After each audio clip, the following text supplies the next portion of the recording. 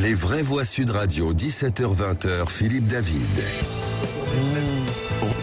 Retour des vraies voix avec Françoise Degois, Jean Dorido et René Chiche. Vous occupez tout seul de la chic. Oui, demain 15 février sera la journée mondiale des cancers de l'enfant et l'association Princesse Margot donnera un chèque de 100 000 € au professeur André Baruchel, chef de service d'onco-hématologie pédiatrique de l'hôpital Robert Debré, afin de cofinancer le projet de recherche Captiral. Nous sommes en compagnie de Muriel Attab, présidente fondatrice de l'association Princesse Margot. Muriel Attab, bonsoir. Bonsoir. C'est pour Margot, votre fille, décédée d'un cancer de l'enfant, que vous avez créé cette association? Oui, tout à fait. Ma fille est tombée malade à l'âge de 15 ans. Elle a eu une tumeur au cerveau agressive, un glioblastome, et elle est décédée à l'âge de 18 ans, voilà, après 3 mois de combat. Et à son décès, j'ai décidé pour elle et puis pour tous les autres enfants qui se battaient contre cette maladie de créer cette association pour venir en soutien aux enfants et adolescents atteints de cancer. Alors justement, votre association, parlons-en. Princesse Margot, demain, vous allez donner un chèque de 100 000 € au professeur André Baruchel sur les 200 000 dont il avait besoin. Comment avez-vous pu récolter une telle somme? Eh bien, c'est la mobilisation extraordinaire de parents, de bénévoles, de donateurs, grâce aux réseaux sociaux, grâce à des courses, grâce à des patrons d'entreprises qui ont choisi de nous aider sur ce projet.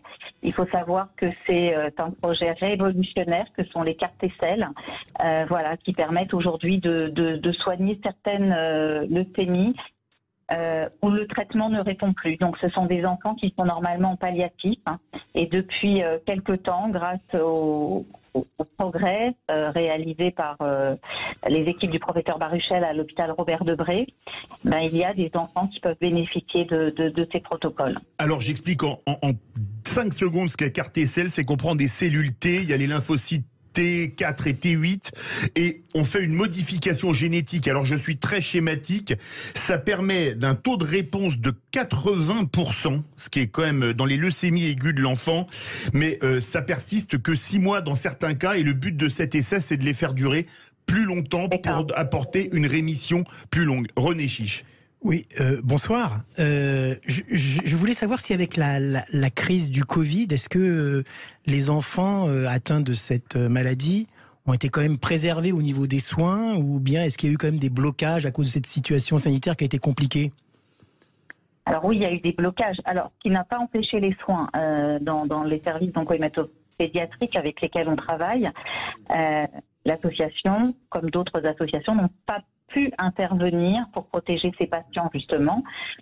Donc, les soins ont continué, mais c'est vrai que les familles étaient extrêmement isolées parce que il n'y avait plus d'associations qui venaient, il n'y avait plus d'école, il n'y avait plus de visites.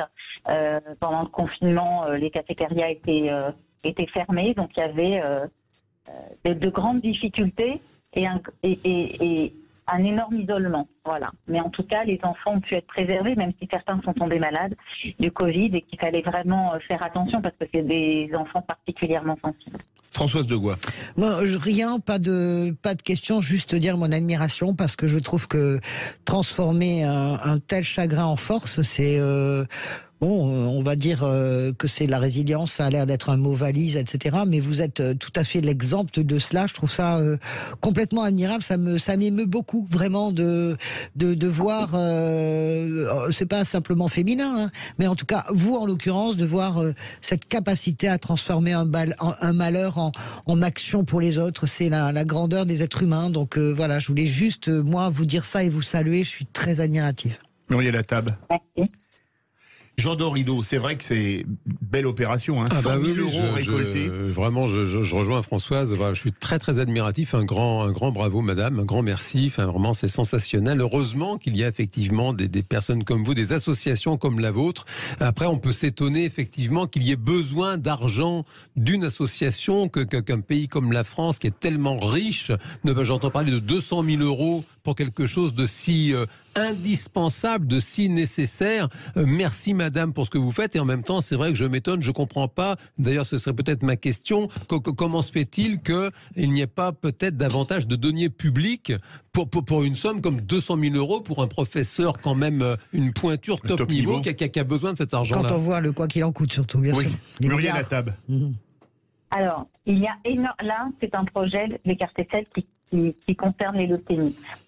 Faut savoir que le cancer de l'enfant est malheureusement encore aujourd'hui considéré comme une maladie rare, même si plus de 3500 enfants sont atteints chaque année, et 20% meurent des suites d'un cancer. Il s'est encore considéré comme une maladie rare. Donc, qui dit maladie rare dit malheureusement pas de budget. Des financements. Voilà, exactement, extrêmement rare. Donc, il existe d'autres moyens de faire appel justement à la générosité du public, mais également c'est parti d'un porte-parole qui s'appelle Gravir, qui est un collectif de 13 organisations qui souhaitent justement faire du cancer pédiatrique une cause nationale, mais également que ça ne soit plus considéré comme une maladie rare.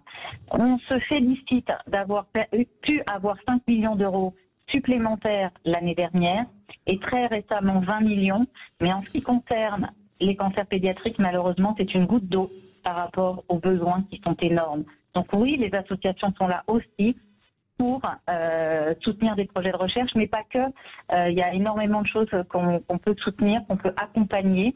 L'accompagnement aux familles, l'accompagnement dans les hôpitaux.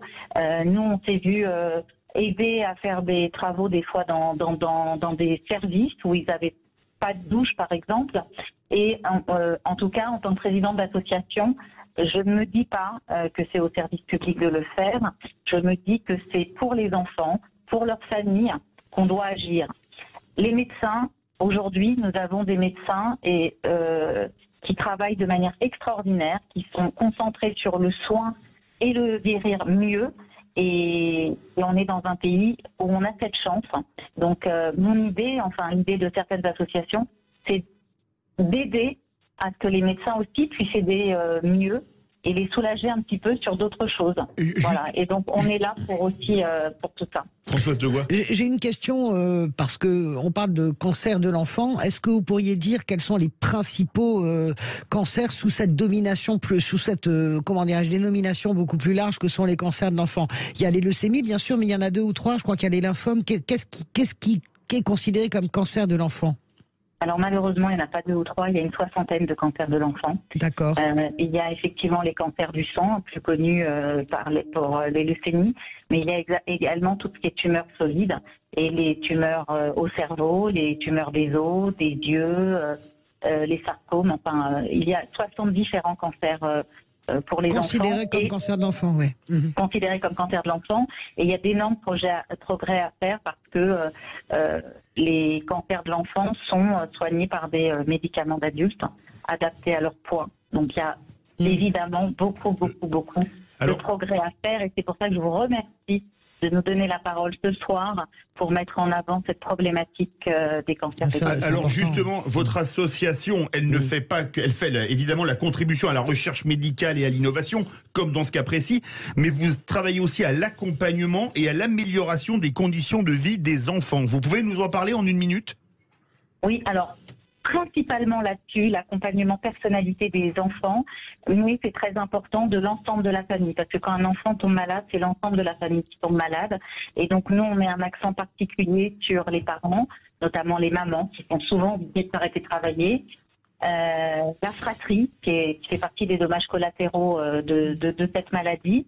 Et puis, on va améliorer leur quotidien aussi bien à l'hôpital. Nous, le but, c'est d'amener de la joie, de la vie, de l'espoir et du bonheur pendant tout le moment de cette terrible épreuve. Et justement, pour vous contacter? Alors, notre site internet, www.princessemargot.org. Margot, M-A-R-G-O-T, parce qu'il y a aussi l'orthographe G-A-U-X. Là, c'est M-A-R-G-O-T. Princesse avec un E, margotot.org et évidemment les réseaux sociaux où nous sommes, où on vous présente très régulièrement nos actions. Eh bien, écoutez, merci beaucoup, Muriel Attab, présidente fondatrice de l'association Princesse Margot. Et bravo, c'est demain matin à 9h30, je crois, que vous donnerez à l'hôpital Robert Debré un chèque de 100 000 € au professeur André Baruchel, qui est chef du service d'onco-hématologie pédiatrique. Je vais y arriver, pardon, de cet hôpital. Merci à vous. Dans quelques instants, notre grand débat. Le convoi de la liberté est-il un échec ? Vous êtes 76,9% à dire non. Vous voulez réagir, le 0826 300 300, si vous étiez dans le convoi de la liberté notamment, ou si vous n'y êtes pas allé, et pourquoi vous n'y êtes pas allé. On va en parler avec Kamal Amriou, fondateur du collectif Les Sans Étiquettes. Restez bien avec nous sur Sud Radio.